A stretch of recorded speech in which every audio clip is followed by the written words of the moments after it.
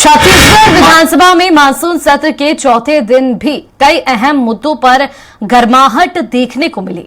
ऐसे कई सवाल उठे जिसका जवाब दे पाना विभागीय मंत्रियों के लिए मुश्किल हो रहा था।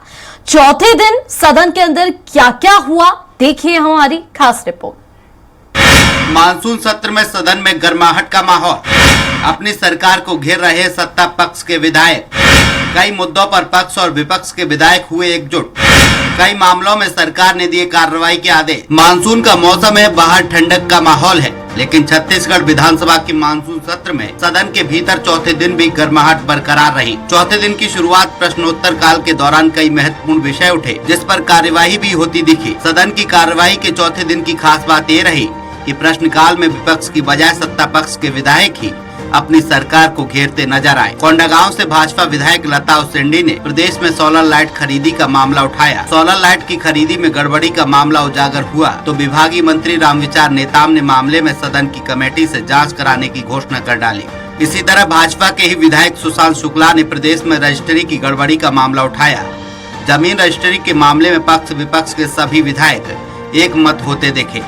प्रदेश भर के रजिस्ट्री दफ्तरों में गड़बड़ी की शिकायत पर वित्त मंत्री ने जल्द ही व्यवस्था ठीक करने के साथ राजस्व में बढ़ोतरी का आश्वासन दिया है। इस दौरान नेता प्रतिपक्ष चरणदास महंत ने डोलोमाइट उत्खनन करने वाले खदानों में की जा रही मनमानी को लेकर सवाल उठाए। साथ ही 19 खदानों में जांच के लिए फोर्स आश्वासन की मांग की है। इस पर वित्त मंत्री ओपी चौधरी ने एक टीम बनाकर आगामी सत्र से पहले जाँच करने की बात कही है।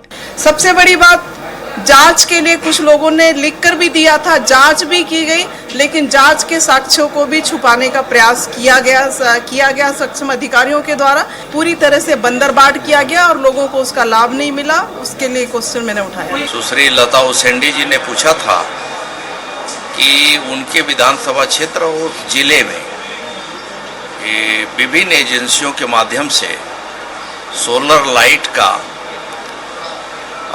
जो स्वीकृति दिया गया, उसमें गड़बड़ियों को लेकर के उनकी चिंता थी। इन सब को देखते हुए हमने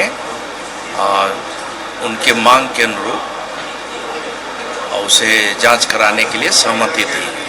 और मैंने कई पूरक प्रश्न उस पर किए, जिसमें पहला पूरक प्रश्न तो ये है कि अनुभागीय दंडाधिकारी राजस्व, जिसे हम एसडीएम कहते हैं, उनके माध्यम से जिन खसरों पर रोक लगी है वो पंजीयन कैसे हो जा रहे हैं। दूसरा, हमने पूरक प्रश्न पूछा उनसे कि ऐसे वो सभी मामले जो माननीय न्यायालय में लंबित हैं और जिसकी सूचना पंजीयन विभाग को दी गई है, परंतु वो भी पंजीकृत किए जा रहे हैं, भू माफिया ना कर लें।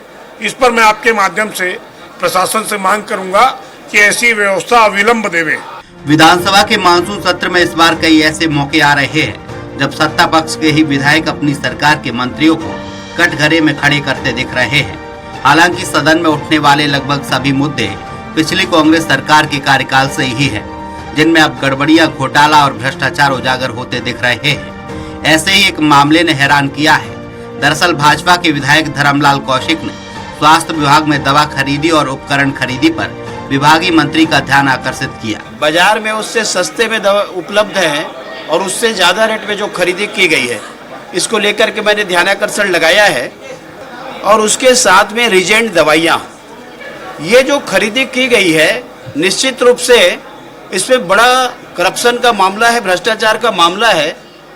मंत्री जी के द्वारा सदन में घोषणा की गई है, एसीएस के अध्यक्षता में